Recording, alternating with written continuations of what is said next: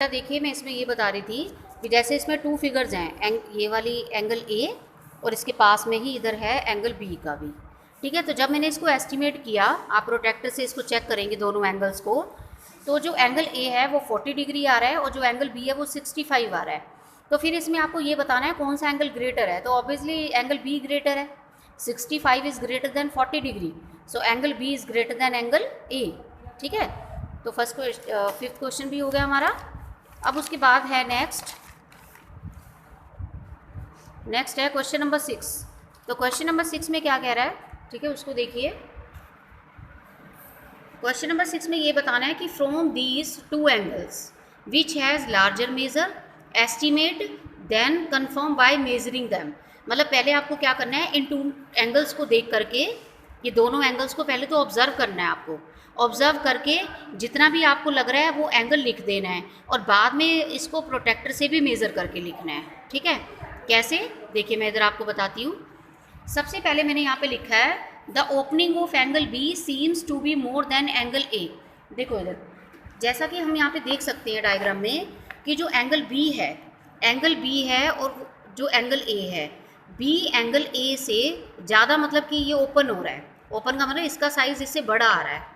ठीक है, इसका साइज़ बी वाले का इस वाले से थोड़ा बड़ा आ रहा है, तो इसलिए मैंने लिखा है कि एंगल बी की जो ओपनिंग है वो एंगल ए से मोर दिखाई दे रही है। उसने बोला था ना कि पहले ऑब्जर्व करो, आप ऑब्जर्व करके लिखो कि आपको क्या लग रहा है। तो पहले हमने ये लिखा, फिर हमने मेज़र किया।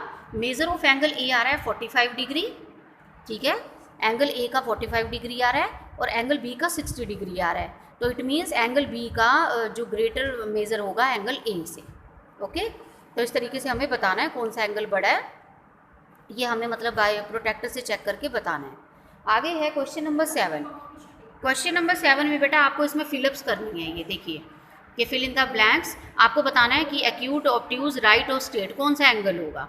जैसा कि फर्स्ट है an angle whose measure is less than that of a right angle, वो एंगल जो राइट एंगल से लेस है।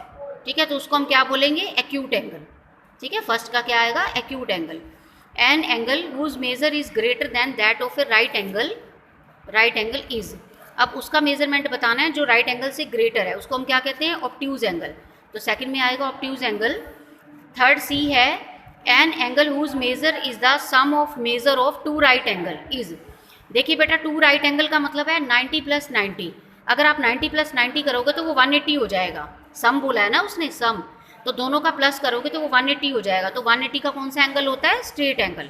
तो यहाँ पे क्या आंसर आ जाएगा हमारा, स्ट्रेट एंगल। आगे देखिए, when the sum of the measure of two angles is that of a right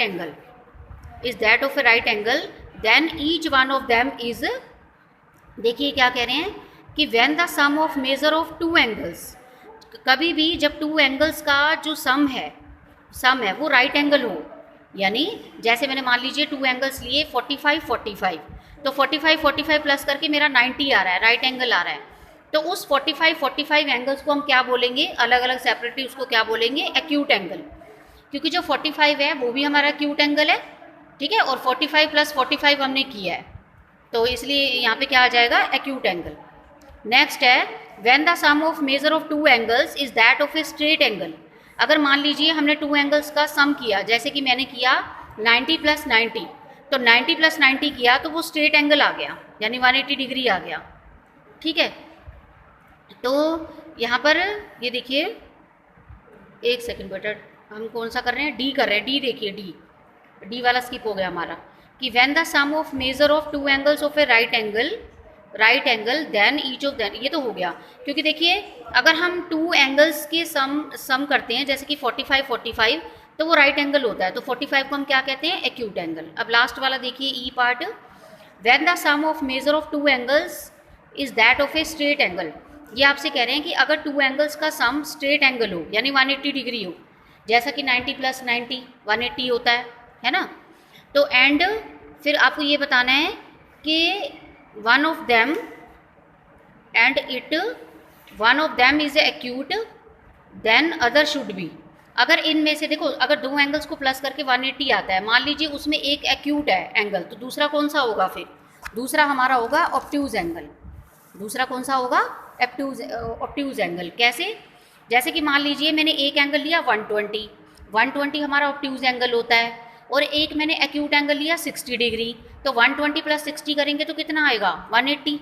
ठीक है, तो इस तरीके से बोल रहा है वो कि अगर आप टू एंगल्स का सम 180 शो करोगे तो उसमें से अगर एक एंगल एक्यूट हो तो दूसरा कौन सा होगा, ऑब्ट्यूज होगा। ठीक है, ये बताना था हमें।